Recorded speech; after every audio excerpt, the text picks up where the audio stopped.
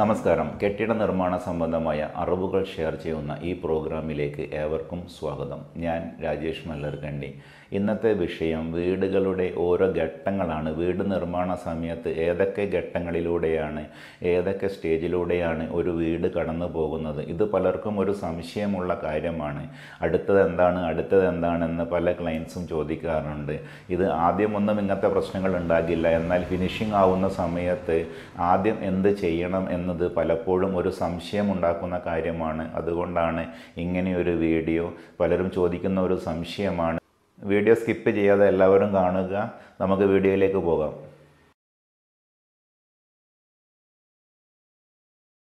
ഒരു വീടിന് set outing കഴിഞ്ഞതിന് ശേഷം നമ്മൾ ആദ്യം തന്നെ ചെയ്യുന്നത് വീടിൻ്റെ ഫൗണ്ടേഷൻ ചെയ്യുക എന്നതാണ്. അതിന് വേണ്ടിയിട്ട് എർത്ത് വർക്ക് എക്സ്കവേഷൻ ചെയ്യും. അതായത് കുഴിയെടുക്കും. ആ കുഴിയെടുത്തിട്ട് അതിലാണ് നമ്മൾ ഫൗണ്ടേഷൻ ചെയ്യുന്നത്. അത് കരിങ്കല്ലോ ലാറ്ററൈറ്റ് മേസൺറിയോ ഇനി കോളം സ്ട്രക്ചറോ എന്തായാലും അതിന് നമുക്ക് കുഴിയെടുക്കണം. ഇങ്ങനെ കുഴിയെടുത്തിട്ടാണ് നമ്മൾ ആദ്യത്തെ ഒരു കൺസ്ട്രക്ഷൻ എന്ന രീതിയിൽ നമ്മൾ തുടങ്ങുന്നത്. ഇത് കോൺക്രീറ്റ് ആണെങ്കിൽ ചിലപ്പോൾ നമുക്ക് PCC ചെയ്യേണ്ടി വരും. എന്നാൽ RR മേസൺറി ആകുമ്പോൾ മുമ്പെല്ലാം PCC ചെയ്യാറുണ്ടായിരുന്നു. ഇപ്പോഴങ്ങനെ PCC ഒന്നും ചെയ്യാറില്ല. ഡയറക്റ്റ് RR മേസൺറി ചെയ്തുകൊണ്ട് നമ്മൾ വർക്ക് തുടങ്ങുകയാണ്. അത് ഓരോ ഭൂമിയുടെ കിടപ്പനുസരിച്ചിട്ട് അതിലുള്ള മാറ്റങ്ങളെല്ലാം ഉണ്ടാകും. അത് സ്ട്രക്ചറൽ എഞ്ചിനീയേഴ്സിൻ്റെ മേൽനോട്ടത്തിൽ അവർ നിർദ്ദേശിക്കുന്നതനുസരിച്ച് ചെയ്യാവുന്നതാണ്. ഇങ്ങനെ നമ്മൾ ഫൗണ്ടേഷൻ ചെയ്ത് കഴിഞ്ഞതിന് ശേഷം ഇതിന് ബേസ്മെൻറ്റ്, നോർമൽ ഫൗണ്ടേഷൻ ആണെങ്കിൽ അതിന് ബേസ്മെൻറ്റ് ഉണ്ടാകും. ഇങ്ങനെ ബേസ്മെൻറ്റ് എന്ന രീതിയിൽ നമ്മൾ ചെയ്ത് കഴിഞ്ഞിട്ട് ആ ഫൗണ്ടേഷൻ്റെ ഒരു ഭാഗം നമുക്ക് കഴിയുന്നു. അതോടൊപ്പം തന്നെ നമ്മൾ പ്ലിന്ത് ബീം ചെയ്യുന്നു. അത് കോളം സ്ട്രക്ചർ ആണെങ്കിൽ പ്ലിന്ത് ബീമാണ് അവിടെ നമ്മുടെ ബേസ്.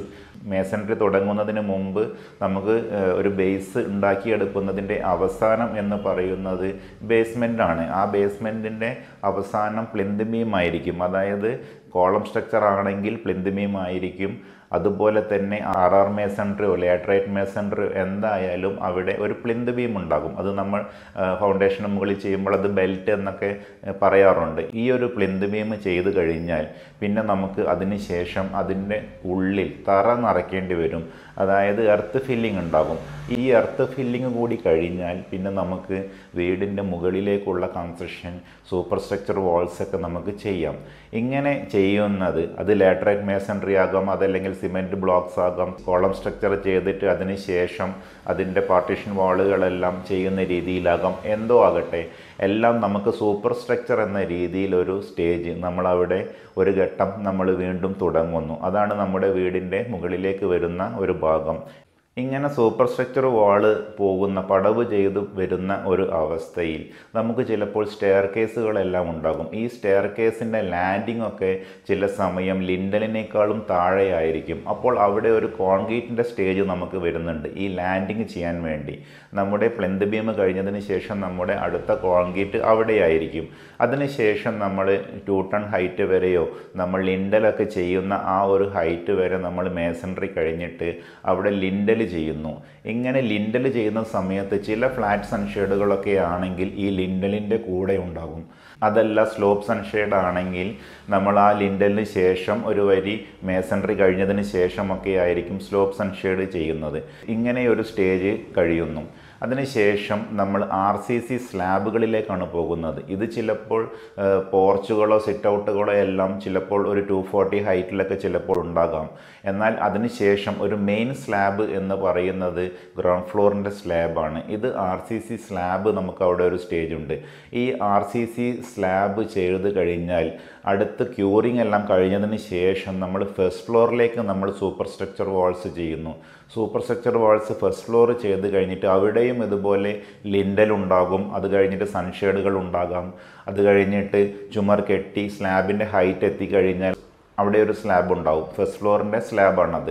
ഇങ്ങനെ ഫസ്റ്റ് ഫ്ലോറിൻ്റെ സ്ലാബ് കഴിഞ്ഞിട്ട് ചില സമയം നമുക്ക് വാട്ടർ ടാങ്കിൻ്റെ റൂഫുകളെല്ലാം ഉള്ള വാട്ടർ ടാങ്കുകൾ നമുക്ക് ചിലപ്പോൾ അങ്ങനെയൊക്കെ ഉണ്ടാകാം. ഇങ്ങനെയുള്ള കൺസ്ട്രക്ഷൻ എല്ലാം കഴിയുമ്പോൾ നമ്മുടെ സൂപ്പർ സ്ട്രക്ചർ വാൾസ് എല്ലാം കഴിഞ്ഞ് സ്ട്രക്ചർ കംപ്ലീറ്റ് ആവുന്ന ഒരു സ്റ്റേജ്, കോൺക്രീറ്റ് കഴിഞ്ഞിട്ട് സ്ട്രക്ചർ കംപ്ലീറ്റ് ആവുന്ന ഒരു സ്റ്റേജ് നമ്മുടെ ഒരു ആദ്യ സ്റ്റേജ് എന്ന് പറയാം. നമ്മൾ കുറേ ഡിവിഷനായിട്ട് പല ഘട്ടങ്ങളായിട്ട് പറഞ്ഞെങ്കിലും നമ്മുടെ വീടിനെ രണ്ടായി തിരിച്ചാൽ അത് സ്ട്രക്ചറും ഫിനിഷിങ്ങും എന്ന രീതിയിൽ കാണുകയാണെങ്കിൽ ഒന്നാമത്തെ ഒരു സ്റ്റേജ് അവിടെ കഴിഞ്ഞു. കാരണം ഈ സ്ട്രക്ചർ കഴിയുന്നതോടുകൂടി നമുക്ക് പിന്നെ ബാക്കിയുള്ള ഇൻറ്റീരിയറിൻ്റെ വർക്കുകളെല്ലാം തുടങ്ങാനുള്ള സമയമായി.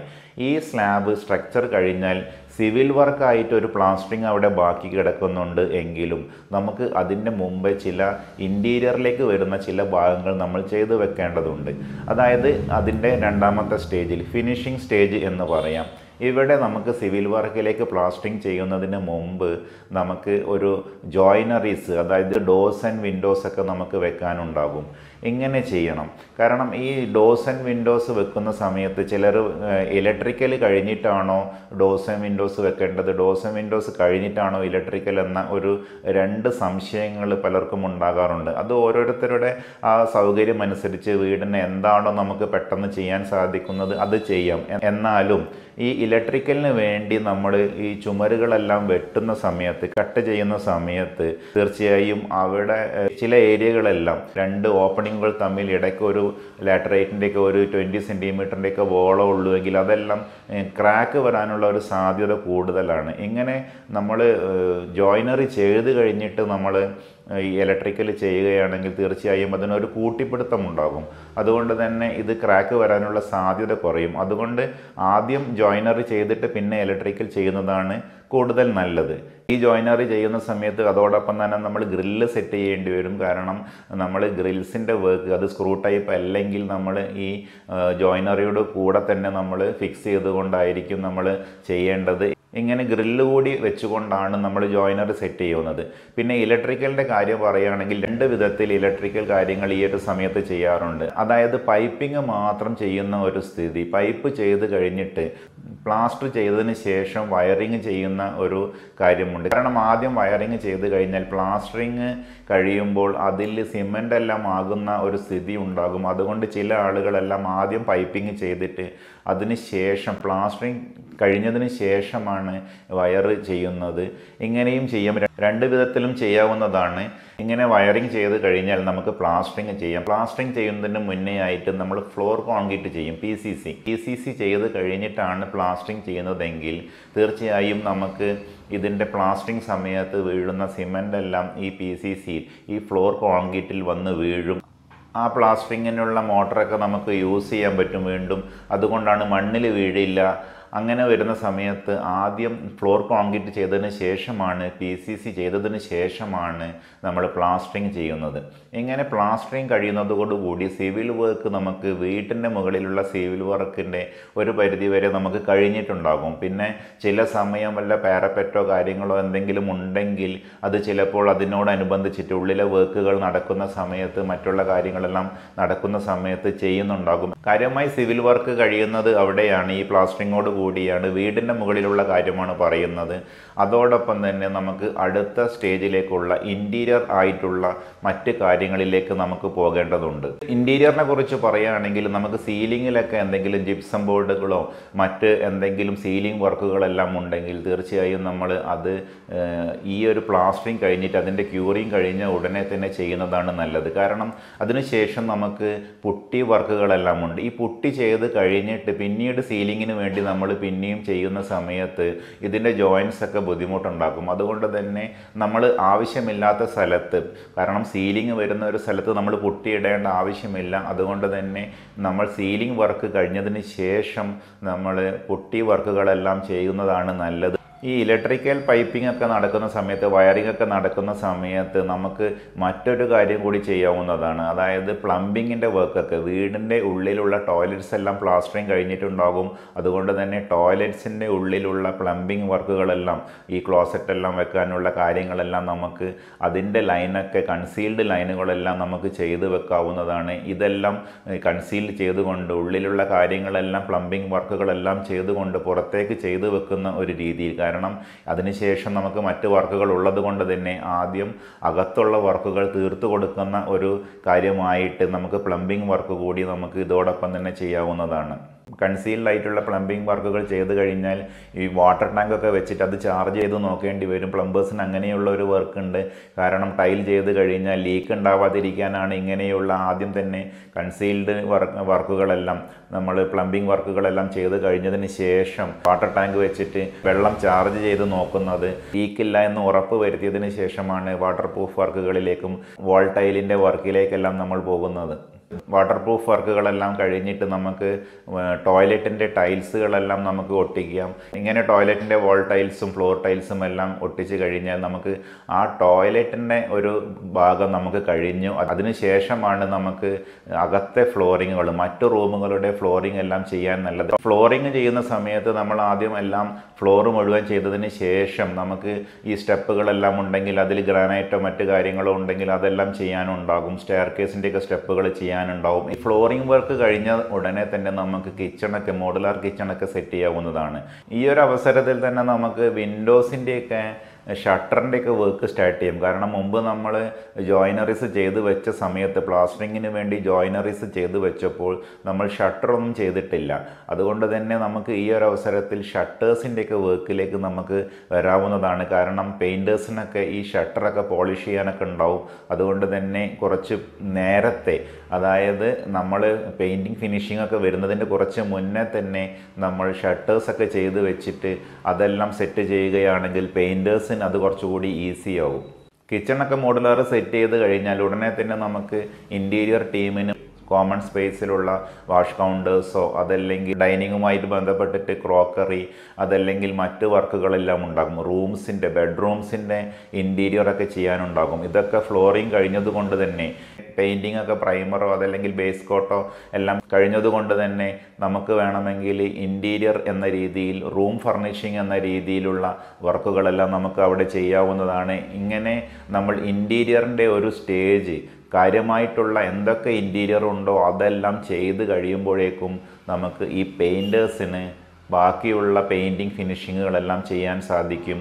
ഇലക്ട്രിഫിക്കേഷൻ്റെ ഭാഗമായിട്ട് സ്വിച്ചസുകളെല്ലാം ചെയ്യാം, ഫാൻസി ലൈറ്റ്സുകളെല്ലാം ചെയ്യാം, അതുപോലെ തന്നെ സ്റ്റെയർ കേസിന് വേണ്ട ഹാൻഡ് റെയിൽസുകൾ, ഇങ്ങനെയുള്ള കുറേ കാര്യങ്ങൾ ഇതോടൊപ്പം തന്നെ ചെയ്തു വരുമ്പോൾ ഫിനിഷിംഗ് ടൈമിൽ ഒരുപാട് വർക്കുകൾ ഈ അവസാന സ്റ്റേജിൽ എല്ലാവരെയും അങ്ങോട്ടും ഇങ്ങോട്ടും ആശ്രയിച്ചുകൊണ്ടാണ് അവസാന സ്റ്റേജിൽ വർക്കുകൾ ഉണ്ടാവുക. ഒരാളുടെ വർക്ക് കഴിഞ്ഞതിന് ശേഷം മറ്റൊരാളുടെ വർക്ക് തുടങ്ങാമെന്ന രീതിയിൽ നമുക്ക് പ്രോജക്റ്റ് മുന്നോട്ട് കൊണ്ടുപോകാൻ സാധിക്കില്ല. അവസാന സമയങ്ങളാകുമ്പോൾ കുറച്ച് തിരക്കുണ്ടാകും. അതുകൊണ്ട് തന്നെ എല്ലാവരുടെയും കൂട്ടായ പ്രയത്നം കൊണ്ട് ഒരുമിച്ചിട്ട് നമുക്ക് ഇങ്ങനെയുള്ള തിരക്കിട്ട സമയങ്ങളിൽ അവസാന സ്റ്റേജുകളിൽ വർക്ക് ഫിനിഷ് ചെയ്യാൻ സാധിക്കുകയുള്ളൂ. ഇതേ സമയം പുറത്ത് സിവിൽ വർക്കുകൾ, ബാക്കിയുള്ള സിവിൽ വർക്കുകളെല്ലാം ചെയ്യാവുന്നതാണ്. പുറത്ത് കോമ്പൗണ്ട് വാൾ ചെയ്യാനുണ്ടാകും, അതോടൊപ്പം തന്നെ ഗേറ്റ് വെക്കാനുണ്ടാകും, ലാൻഡ്സ്കേപ്പിൻ്റെ ഭാഗമായിട്ട് പാവിങ് ഉണ്ടാകും, ഗാർഡനൊക്കെ സെറ്റ് ചെയ്യാനുണ്ടാകും, അതുപോലെ തന്നെ കോമ്പൗണ്ട് വാൾ, ഗേറ്റ് ഇതൊക്കെ പെയിൻറ്റ് ചെയ്യാൻ ബാക്കിയുണ്ടാകും.